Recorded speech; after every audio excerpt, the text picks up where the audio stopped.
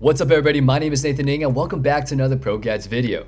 Today we're going to be going over everything that you need to know about Viper so you can be something other than an insta-locking jet main. Stay with us as we navigate the ins and outs of her kit and put you on the pathway of mastery. Before we get into it, we're going to go ahead and hit you guys with our question of the day. What is your favorite passive in Valorant? For me, it has to be Viper's Fuel. Having great fuel management is so rewarding as you can basically infinitely hold a spot by yourself. Viper's first ability is Poison Cloud. Viper's Poison Cloud is thrown in an arc and then will bounce off objects until it can safely land on the ground. When it lands, it can be activated and then emits a small smoke sphere that deals decay damage for players who run over it. When active, it consumes 5 fuel points per second. This can also be deactivated, which will put it on a brief cooldown before reactivation.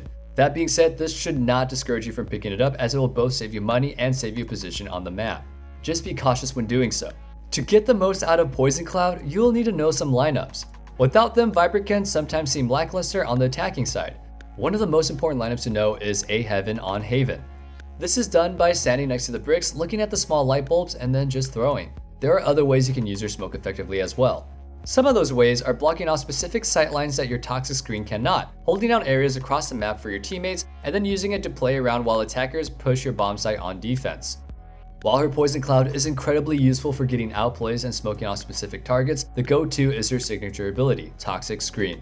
Since Toxic Screen is Viper's signature ability, it doesn't cost anything, and when used, Viper lays down a long wall that can be activated and deactivated as well. When active, Toxic Screen deals decay damage and consumes her fuel. This will allow you to block off sightlines from either attackers or defenders. Like Poison Cloud, the best way to get the most value out of Toxic Screen is to know the lineups for the attacking side. We won't go over it in this video, but if you are interested, you can check out our video on the 25 advanced tips where we touched on a few spots. Besides lineups, the best way to use Toxic Screen is to block off large entrances on defense and to block off defenders' positions when pushing a site.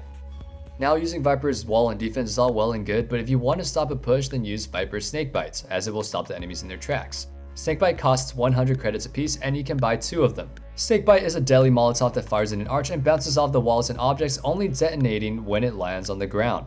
Unlike every other Viper's abilities, this damage is permanent and will do some serious damage if allowed. Snakebite is best used on defenses for shutting down pushes or clearing an angle. On attack, the best use is similar to Brimstone's Incendiary and Phoenix's Hot Hands in both cutting off rotates and stopping the defuse. If Snakebite doesn't work for denying the enemy ground, then Viper's Pit sure will. This ability itself is why Viper is way more toxic than my ex, and that's saying a lot. One of the most iconic and unique ults in the game is Viper's Ultimate, which is an extremely large cloud that denies vision and deals decay damage. This ult requires 7 orbs to use and allows Viper to see the red outlines of people before the enemy can even make out her silhouette in the smoke. Not a lot of people may know this, but her ultimate lasts indefinitely until she leaves the smoke for longer than 4 seconds, at which point the ultimate will just dissipate. We'll be breaking down how to use Viper's ult in a few categories, where to stand in her ult and when to use it, and how to get the most out of it. First, we will be talking about how to use Viper's Pit. Viper's Pit is the best use when the bomb is planted, regardless if you're trying to defuse or defend the spike. Other good scenarios are to stop rotates from a given area and to deny the site from the attacking side. Viper Smoke is exceedingly difficult and dangerous to push through due to the lack of sight and the ticking decay damage, which will normally allow Viper to win most gunfights. Next, we'll be talking about how to position in Viper's ultimate. Once you have cast her pit, you should stand and position yourself as far away from possible from the enemy's point of entry. This is to ensure that the decay damage has done its job, making it far easier to eliminate any targets lurking within the smoke. You should also pick a spot preferably where there's only one angle to watch and has open sightlines within the smoke. The reason that you want to have open sightlines is to abuse the fact that you can see them before they can see you. Once you have found your spot, all that is left is to find and eliminate the enemies in the smoke. Now, one thing you can do to catch people off guard is to leave and then re-enter the smoke before your 4 seconds is up. Popping in and out will definitely throw your enemies for a loop. This technique makes it super easy to shoot and scoot after eliminating the opponents inside the smoke. Be careful though, because once you left your smoke, you won't have the same advantage as a gunfight inside it. Now that we have finally gone over all of our abilities, let's talk about the best maps and team compositions so you can get the most out of that utility. Viper's best map without question is definitely Split. Due to the ability to lock down most of A and B site on attack, and then on defense her ability to indefinitely smoke middle. However, she can be very effective on almost every map in the game, which is just 3, but you know. However, the lineups may be a little bit more difficult to land on some maps than others. Viper is normally best combined with Omen due to their ability to infinitely smoke off a singular area on defense. However, Viper will also do well in combination with characters with light smoke such as Brimstone, Phoenix, Jet, and etc. This is primarily because certain far distances areas may be challenging for Viper to smoke, and this may be challenging because of roofed areas or just the sheer distance, such as trying to smoke Heaven on Bind from short. However, if she's combined with Omen, then they can easily smoke an entire site altogether. Another thing that you should think about before picking up Viper in a composition for a specific map is where and how you'll be playing her on defense. Unfortunately, Viper smokes do little to deter a rushing team, but it can deny picks and allow some aggress to the enemy territory by blocking off their line of sights and by picking up the orb. It is recommended that you play in an area where your wall will be the most impactful and then where you can get your smokes off more than once. It is also recommended that you don't play solo on a site as Viper, but instead play a site where you can use your smokes to be the most helpful to your team. So on Haven and Bind you would normally play A, and on Split you would normally play Mid, Vent, or Heaven. These sites and positions will ensure that she can get the most value that she needs from her abilities while she supports her team on defense.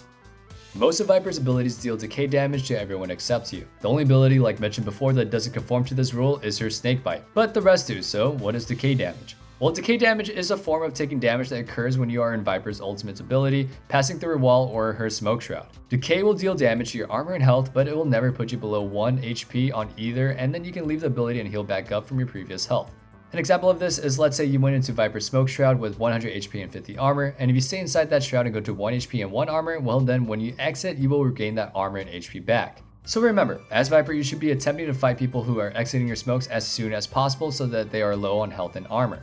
This low health can make it incredibly easy to score some free kills on armorless and extremely damaged opponents. However, be wary of teammates because they are not safe from the effects of decay.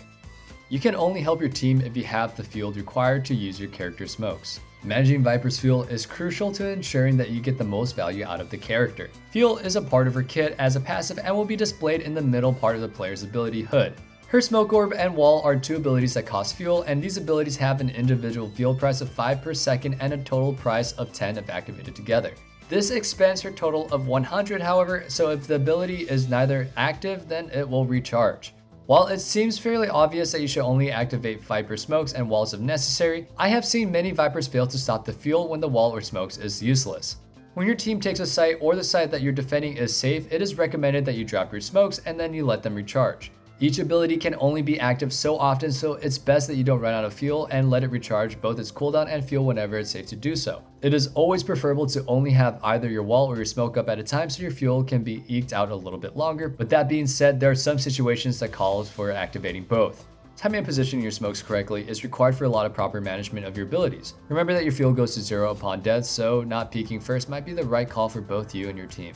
All of this is great information as long as you can place your smokes exactly where they need to be, and this is where all of Viper's high skill floor comes to play. So luckily, there is a useful feature with Viper's wall that allows you to look at your minimap and see exactly where your Viper smokes are going to land. There will be a white line indicating where it will go, much like it does with Breach, and this will allow you to ensure that your walls goes exactly where you need it. Unfortunately, Viper Smoke Orbs does not have this quality of life feature, and you'll need to find these various smoke positions. Beyond the ones that we just mentioned, there are a ton of great ones, so make sure you subscribe for our upcoming Viper lineups, as there are so many that we need to dedicate an entire video to it. When learning lineups, we recommend practicing them before even entering a game. This can be done by opening up a custom game and turning on cheats. Once you're inside, go to your options, then click on cheat menu and stop time, grant yourself infinite money for your abilities, and just throw and pick up your smoke, practicing some various lineups. Remember, practice makes perfect, so you'll be one step closer to your mastery of Viper. Or you can just wait for a video to come out and just play someone else in the meantime. Maybe Jett. Maybe don't play Jett. I don't know, not a huge fan of Jett. Anyway, in conclusion and to wrap up, thank you guys so much for watching. And if you guys are looking to take your game to the next level, then go to ProGuides.com as we offer guides and coaching. To make you the best players that you could possibly be, we also post a new video on our YouTube channel every single day. So why don't you begin your journey on that road to Valorant today and press for another video. That'll be all, guys. Thank you guys so much for watching, and we hope you guys are staying safe and staying healthy and getting those headshots. Peace.